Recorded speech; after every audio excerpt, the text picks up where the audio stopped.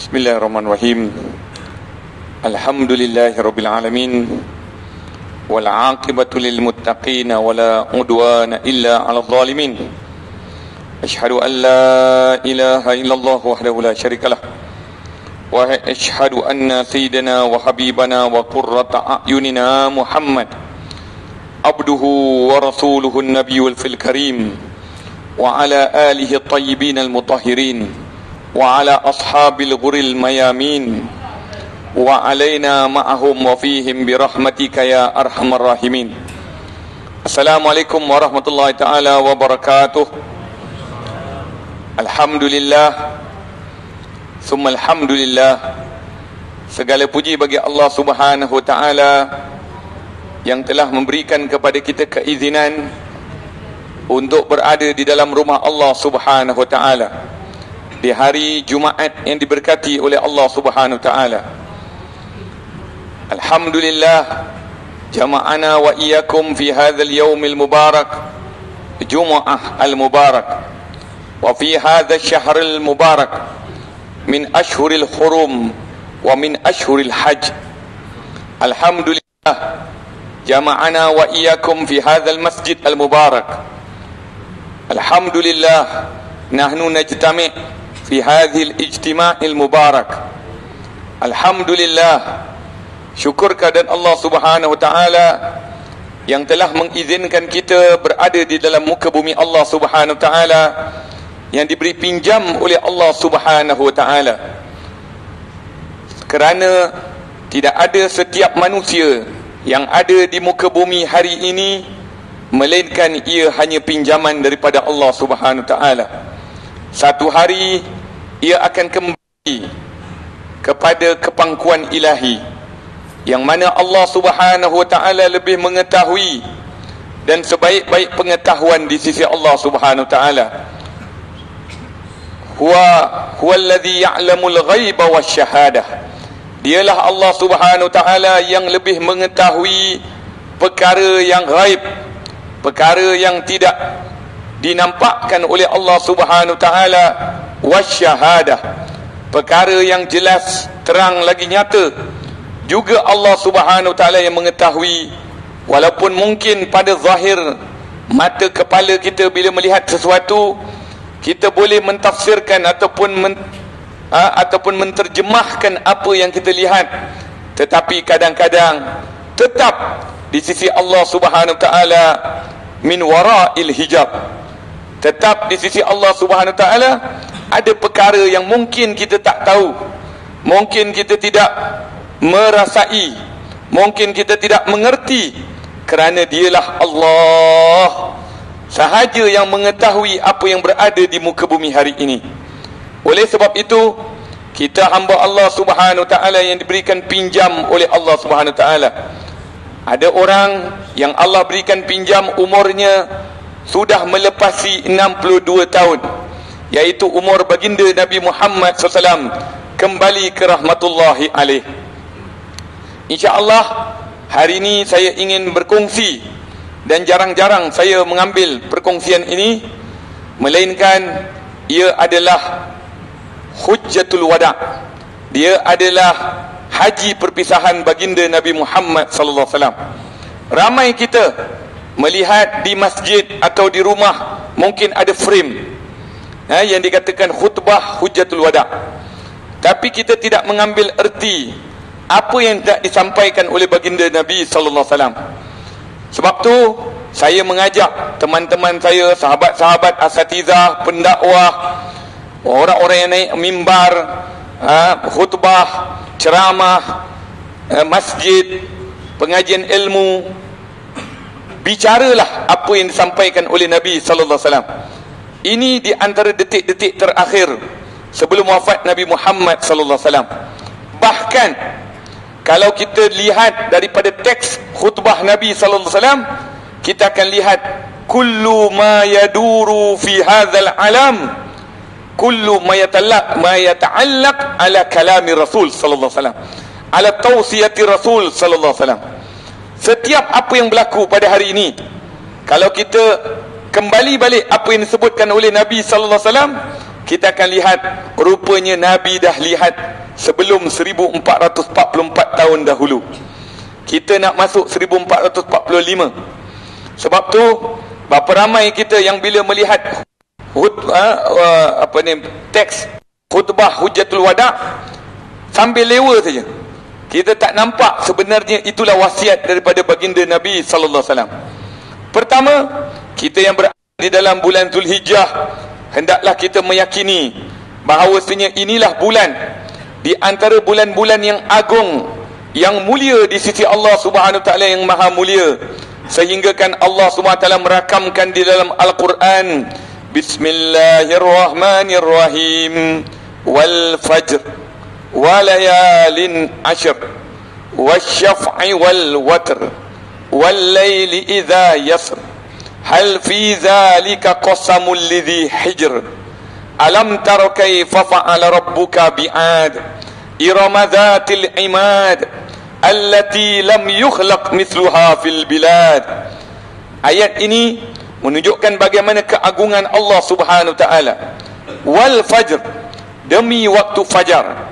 Kalau kita lihat dalam tafsir, akan melihat seperti mana tafsir Ibnu Katsir, Imam Al-Hafiz Ibnu Katsir mengatakan di dalam kitabnya, di antara makna wal fajr itu, iaitu Allah bersumpah dengan waktu fajar, di setiap fajar. Mana setiap hari Allah SWT bersumpah.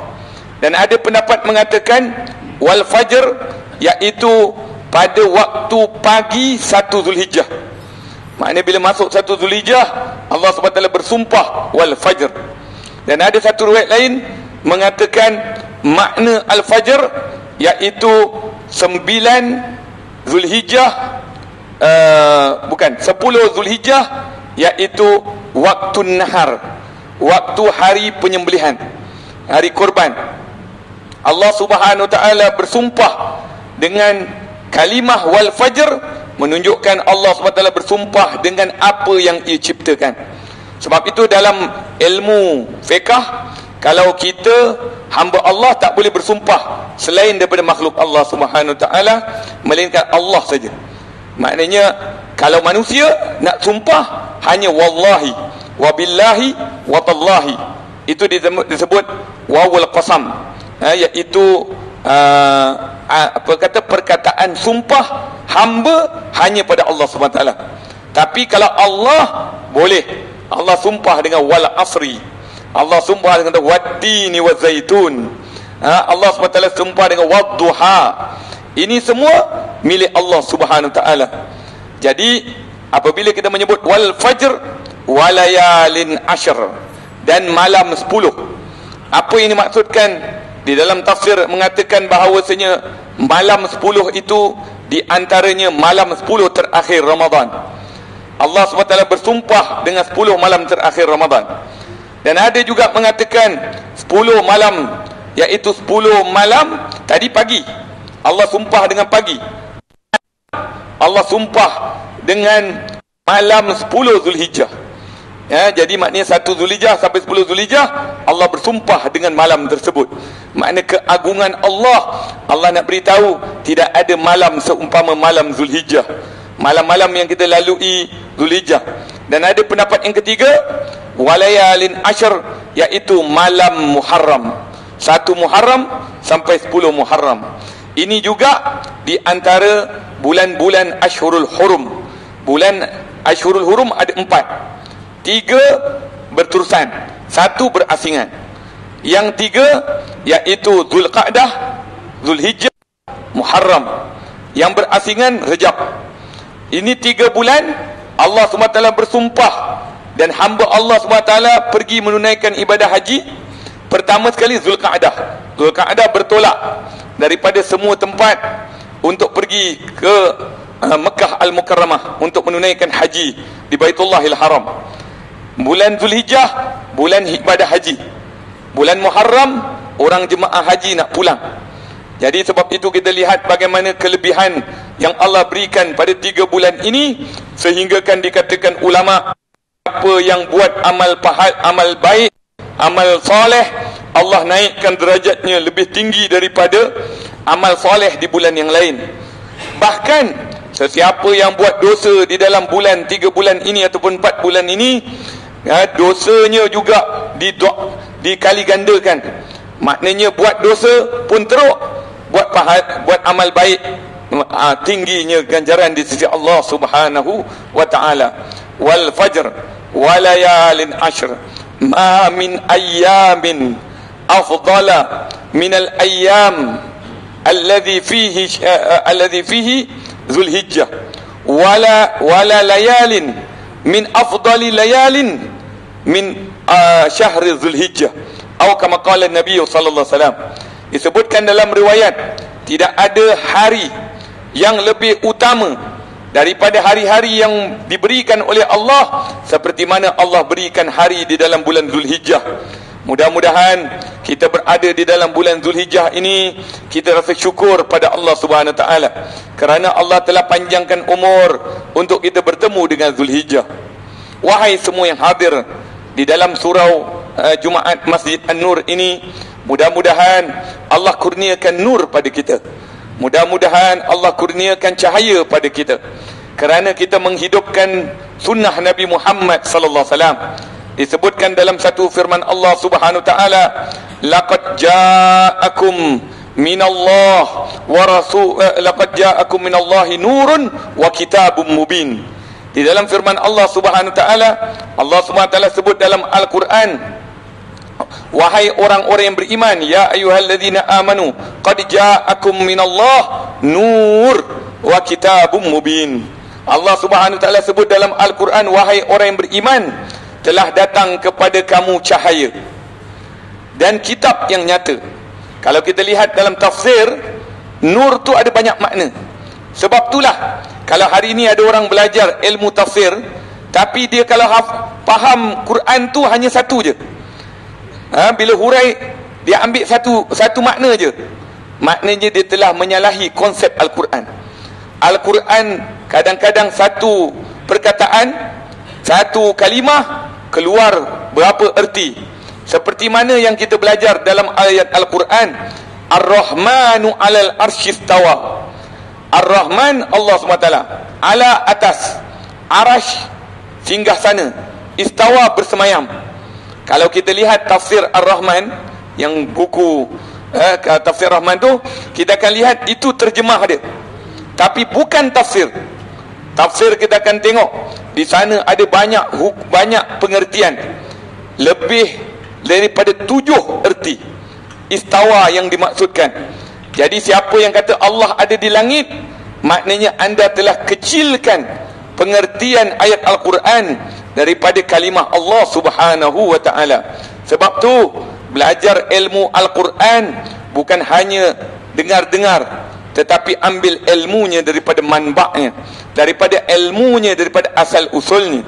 Tidak hanya faham satu, kemudian itu saja yang disebutkan, sedangkan ertinya luas, huraiannya luas, pemahamannya luas.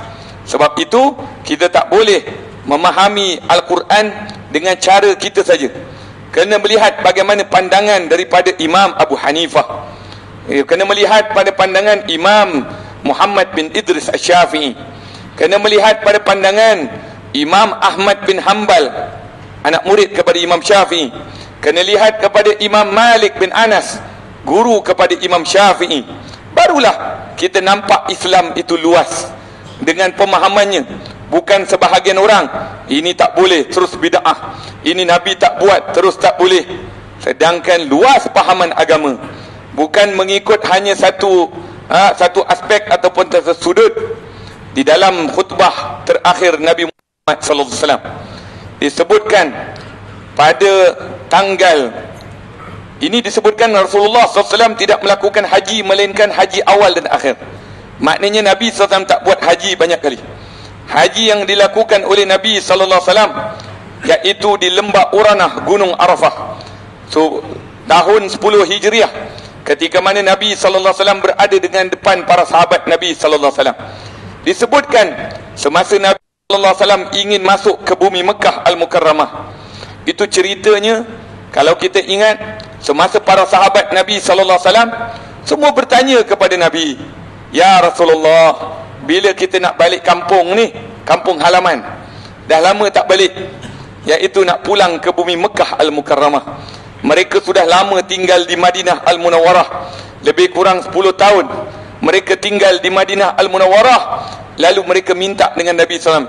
Ingat tak, sebelum Nabi SAW pulang ke bumi Makkah Al-Mukarramah, terdapat satu perdamaian dinamakan Perdamaian Hudaibiyah.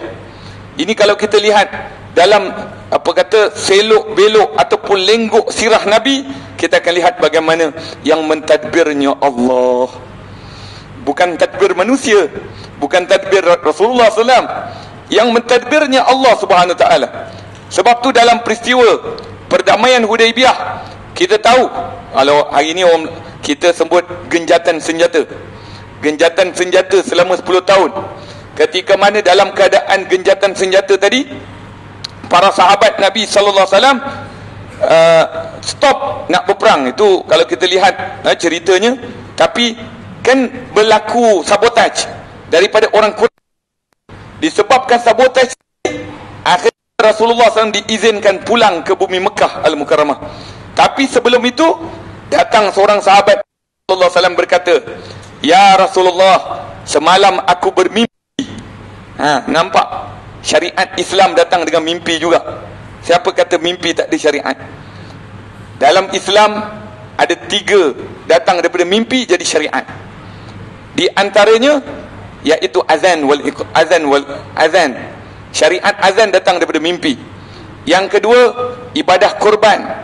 Syariat datang daripada mimpi. Yang ketiga, iaitu bercukur rambut, datang daripada mimpi. Sebab itu sahabat Nabi sallallahu alaihi wasallam berkata, "Ya Rasulullah, aku bermimpi kita ramai-ramai pulang ke Mekah dalam keadaan bergundul, cukur rambut." Maka Nabi SAW kata, "Hadhihi bisyarah." Ini adalah berita gembira. Yang mimpi siapa? Adakah Rasulullah SAW yang anda kata mesti datang daripada Nabi? Macam mana nak jawab ni? Yang kata Nabi buat baru boleh. Yang mimpi itu sahabat Nabi sallallahu alaihi wasallam. Lalu sahabat kata kepada Rasulullah, Rasulullah kata, "Naam, itu mimpi benar. Mari kita sedia untuk pulang kembali ke bumi Mekah Al-Mukarramah." Dalam perjalanan pulang ke bumi Mekah Al-Mukarramah, bertemu dengan Abu Sufyan. Abu Sufyan akhirnya memeluk Islam ketika mana bertemu dengan Nabi Muhammad sallallahu alaihi wasallam sebelum Nabi sallallahu alaihi wasallam masuk ke bumi Mekah Al-Mukarramah.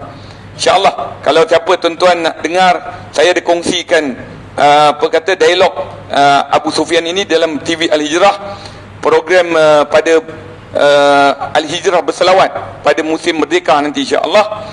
Jadi wahai manusia, dengarlah baik-baik apa yang hendak ku katakan. Aku tidak mengetahui apakah aku dapat bertemu lagi dengan kamu semua selepas tahun ini. Ini yang dinamakan Hujatul Wada. Masa Nabi SAW sebut ni, para sahabat tahu turun ayat Al-Quran yang berbunyi. Ini ramai orang guna dalil ni. Dia kata tak ada, mana ada tahlil arwah, mana ada ziarah kubur, mana ada ambil berkat. Ini semua tak ada. Sebab apa? Dia pakai ayat ni.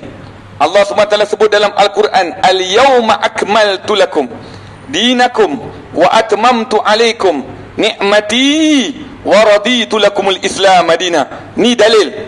Ni ayat. Orang pakai, mana ada, tak ada. Nabi tak pakai serban, Nabi tak semuanya dibid'ahkan. Pakai ayat ni. Sebab itulah orang yang memahami ilmu Al-Quran, dia perlu wasa', dia perlu luas. Kata Allah Subhanahu Ta'ala, maksud daripada ayat ini maknanya Rasulullah SAW akan dikembalikan. Rasulullah kembali. Siapa yang tahu? Sayyidina Abu Bakar As-Siddiq. Para sahabat lain semua gembira. Hari ini telah sempurna agamamu untuk kamu. Agama sempurna. Dan telah cukuplah nikmatku kepadamu. Maknanya Rasulullah sallallahu alaihi wasallam. Maka para sahabat memandang semua berpeluk-peluk, seronok. Tiba-tiba ada seorang sahabat Nabi senyap. Dialah Abu Bakar As-Siddiq. Lalu para sahabat bertanya, "Ya Abu Bakar, kenapa orang sebut tengah gembira kau sedih?" Lalu ia memandang Nabi sallallahu alaihi wasallam. Ia mengatakan, "Ayat ini menunjukkan kita akan berpisah dengan beliau. Itu Rasulullah sallallahu alaihi wasallam. Maka para sahabat semua bila dengar, semua pandang Nabi sallallahu alaihi wasallam. Bila memandang Nabi sallallahu alaihi wasallam, Rasulullah senyap, menunjukkan berita itu adalah benar. Nabi sallallahu alaihi wasallam akan kembali kepada Allah Subhanahu wa taala. Nabi kata, wahai manusia, dengarlah baik-baik apa yang hendak ku katakan. Aku tidak mengetahui apakah aku dapat bertemu lagi dengan kamu semua selepas tahun ini. Oleh itu, dengarlah dengan teliti kata-kataku ini, dan sampaikanlah ia kepada orang-orang yang tidak dapat hadir di sini pada hari ini. Wahai manusia, seperti mana kamu menganggap bulan ini, iaitu bulan Zulhijjah, dan kota ini, iaitu bumi Mekah Al-Mukarramah, sebagai kota suci, maka anggaplah jiwa dan harta setiap orang Muslim sebagai amanah yang suci. Dengar, Nabi Muhammad dah beritahu, tak ada beza di antara orang Bangladesh, orang Cina, India, Jakarta, Melayu, Iban, Kadazan, Melanau, Banjar, Bugis. Tak ada beza kalau dia ada iman kepada Allah Subhanahu Wa Taala. Ini maksud Nabi sallallahu alaihi wasallam. Sebab tu ketika mana para sahabat Nabi sallallahu alaihi wasallam, setelah wafat Nabi sallallahu alaihi wasallam, Nabi pernah bersabda, ambil poin ni penting-penting. Ni kata Nabi sallallahu alaihi wasallam, izal taqaya muslimani bisayfihima al-qatil wal maqtul finnar, atau kama qala Nabi sallallahu alaihi wasallam. Nabi sallallahu alaihi wasallam kata, ini bukan saya cakap, Nabi kata. Dan hari ini kita lihat di negara Arab banyak berlaku. Apa kata Nabi sallallahu alaihi wasallam? Apabila bertemu dua pedang, satu kumpulan Muslim, satu kumpulan Muslim, dua-dua berperang, berbunuh, kedua-duanya masuk api neraka, kata Nabi sallallahu alaihi wasallam. Lalu para sahabat bertanya, ya Rasulullah, yang membunuh memang masuk api neraka, yang dibunuh takkan masuk api neraka? Apa jawapan Nabi? Jawapan Nabi, sebab sebelum dia dibunuh, dia ada niat nak bunuh saudaranya Muslim. Hati-hati wahai orang Malaysia, jangan sampai tahap kita padahal berbeza pendapat, sampai kita kafirkan orang, sampai kita syirikkan orang, sampai andai kata ada orang kafir duduk belakang kita, dia tak buat tapi dia suruh kita laga-lagakan. Ini yang disebutkan oleh Nabi Muhammad sallallahu alaihi wasallam. Maka ambillah perhatian wahai orang di Malaysia. Ini perkataan kekasih Allah Subhanahu wa taala. Telah nampak apa yang berlaku, khususnya di negara Arab, Syria, Yaman, semuanya tak selesai. Jangan kita pula di negara Malaysia kita ambil pot macam mana negara Arab berlaku. Dan kemudian Nabi sallallahu alaihi wasallam kata, berwaspadalah terhadap syaitan demi keselamatan agama kamu. Dia telah berputus asa. Ini Nabi sebut, dia telah berputus asa untuk menyesatkan kamu dalam perkara-perkara besar. Faham apa makna Nabi ni? Makna Nabi SAW nak beritahu, orang Islam, dia minum arak ke, dia berjudi ke, dia rasuah ke, dia riba ke, tetap dia pergi masjid. Dia akan solat. Sebab tu kita tengok dekat sebuah negara Arab, tahu negara Arab, dia pergi dekat tempat masa musim sejuk, dia akan keluar pergi tempat musim panas. Dia pergi dekat Pulau Phuket, dia pergi dekat Pulau Sipadan, dia berpoya-poya, dia buat maksiat. Orang Arab. Lalu bila ditanya, kenapa buat? Dia kata, kita ada Kaabah, kita ada Mekah, nanti bila musim haji kita balik buat haji, nanti hapuslah dosa. Sampai macam itu dipermainkan agama Allah Subhanahu taala. Sebab tu Nabi SAW kata, syaitan dia tak putus asa, dia dah putus asa dah. Sebab dia tahu orang tu semayang, orang tu pergi masjid, orang tu sedekah. Tapi apa kerja syaitan? Tetapi hati-hati, syaitan akan melaga-lagakan di antara kamu. Tu kerja syaitan yang paling besar. Dia suka laga-lagakan umat Islam. Sebab dia tahu tak payah pakai senjata pun. Yang senjata berbunuh sesama sendiri. Inilah yang disebutkan oleh Nabi Muhammad sallallahu alaihi wasallam. Benarkan kata Nabi Muhammad sallallahu alaihi wasallam, wahai manusia, sebagaimana kamu mempunyai hak atas para isteri kamu, mereka juga mempunyai hak di atas kamu. Ini suami isteri. Bagaimana keadaan suami isteri hari ini? Bagaimana keadaan rumah tangga hari ini? Nabi sallallahu alaihi wasallam kata, kalau lelaki cari, kalau lelaki mempunyai hak, perempuan juga mempunyai hak pada suaminya. Sekiranya mereka menyempurnakan hak mereka ke atas kamu, maka mereka juga berhak untuk diberi makan dan pakaian dalam suasana kasih sayang. Layanilah wanita-wanita. Ni Nabi beritahu, fitnah akhir zaman datang daripada wanita. Layanilah wanita-wanita kamu dengan baik dan berlemah lembutlah terhadap mereka, kerana sesungguhnya mereka adalah teman dan pembantu kamu yang setia. Dan hak kamu atas mereka ialah mereka sama sekali tidak boleh memasukkan orang yang tidak kamu sukai ke dalam rumah kamu dan dilarang melakukan zina. Na'udzubillahi min zalik. A'azanallahu minhu. Azan kau 5 minit. Wahai manusia, dengarlah bersungguh-sungguh kata-kataku ini. Nabi SAW. Ini kalau kita lihat dalam teks khutbah Nabi SAW, Nabi tak khutbah panjang-panjang. Nabi sampaikan apa yang patut saja. Tapi kita hari ini ada syarah. Baca ayat Quran, baca hadis, syarah lagi. Itu yang panjang tu. Kalau ikutkan pada zaman Nabi SAW, khutbahnya taklah panjang. Sebab ia semua perkataan Nabi SAW daripada ayat Al-Quran, daripada hadis yang disampaikan oleh Nabi SAW. Wahai manusia, dengarlah bersungguh-sungguh kata-kataku ini. Sembahlah Allah, dirikanlah sembahyang 5 kali sehari semalam. Ini semua kita sebagai hamba Allah Subhanahu Taala, ini wasiat terakhir Nabi sallallahu alaihi wasallam. Sembahyang 5 kali sehari. Berpuasalah di bulan Ramadan dan tunaikanlah zakat dari harta kekayaan kamu. Kerjakanlah ibadah haji sekiranya kamu mampu. Ketahuilah, setiap Muslim adalah saudara. Ini yang dalam riwayat ni kata, bila Rasulullah kata ketahuilah, setiap Muslim adalah saudara kepada Muslim yang lain, para sahabat berpeluk-peluk di antara sama lain. Sebab itu kita orang Melayu, kita dah biasa dengan adat kita, iaitu lepas semayang kita akan bersalam-salaman di antara sama lain. Tu kalau kita rujuk pada mazhab Syafi'i, mazhab Syafi'i letak sunat bersalam-salam 2 waktu, iaitu lepas subuh dengan lepas asar. Itu dalam kitab mazhab Syafi'i. Sunat wirid lepas mayang sunat kan? Siapa kata tak sunat?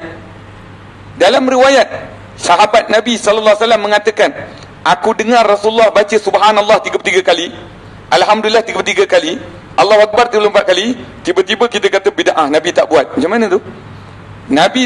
Sahabat yang meriwayatkan adalah Hudzaifah Al-Yamani. Dia mengatakan, aku dengar Rasulullah baca subhanallah 33 kali. Kita silap. Orang baca subhanallah, kita balik. Orang subhanallah, kita bangun. Kalau bangun ada hajat, tak apa. Ini setiap bulan berbual kat luar, borak kat luar. Kan lebih baik kita zikir. Ini sunnah Nabi SAW.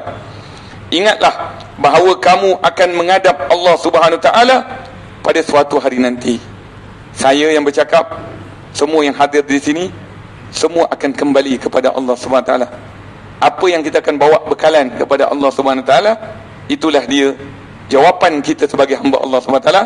InsyaAllah, mudah-mudahan Allah berkati pertemuan, perkongsian ilmu pada hari ini. Mudah-mudahan Allah SWT pandang kita dengan rahmatnya dan kasih sayangnya. Allah angkat segala musibah, malapetaka, bencana, wabak, penyakit yang ada pada hari ini. Allah gantikan dengan kasih sayang Allah Subhanahu Ta'ala. Ya Arhamar Rahim, doalah kami sebagai hamba-Mu, Ya Allah. Ya Allah, hari ini kami membaca teks kekasih-Mu Nabi Muhammad SAW. Apa yang pernah disebutkan oleh kekasih-Mu Nabi Muhammad SAW. Hala balagd. Nabi SAW bila sampaikan yang terakhir, Nabi kata, hala balagd, adakah aku telah sampaikan? Nabi kata, hala balagd, adakah aku telah sampaikan? Para sahabat kata, bala ya Rasulullah, bahkan kau telah sampaikan. Ya Allah, kami mohon padamu, Ya Allah, mudah-mudahan andai kata umur kami diberikan panjang, tiap-tiap Zulhijjah kami akan dengar teks apa yang disampaikan oleh Nabi SAW, untuk kami mengambil iktibar apa yang telah disampaikan oleh kekasihmu Nabi Muhammad SAW, kekasih awal dan akhirmu. Ya Allah, Ya Allah, tidak ada seorang yang hidup di dunia ini melainkan kerana nikmat kekasihmu Nabi Muhammad SAW. Kalaulah tidak kerana nikmat kekasihmu, Ya Allah, kami tidak akan dapat nikmat persaudaraan ini. Ya Allah, Ya Arhamar Rahimin, Rabbana atina fid dunya hasanah wa fil akhirati hasanatan wa qina adzabannar. Wa sallallahu ala sayyidina Muhammad, alhamdulillahi rabbil alamin. InsyaAllah saya minta izin, di luar ada tabung sekolah saya, Mahat Hafiz dekat Taman Keramat, dan ada sesiapa yang nak buat korban di luar negara. Ada Kemboja 350, di India pun 350, seekor kambing di Mekah 450, dan kemudian di Malaysia siapa yang nak saya daging tu boleh hantar sedikit, harganya 1/750. Kalau dah buat di sini tak mengapalah. Yang nak buat, yang saya hantar daripada Mahat Hafiz. Wabillahi taufiq wal hidayah. Assalamualaikum warahmatullahi taala wabarakatuh.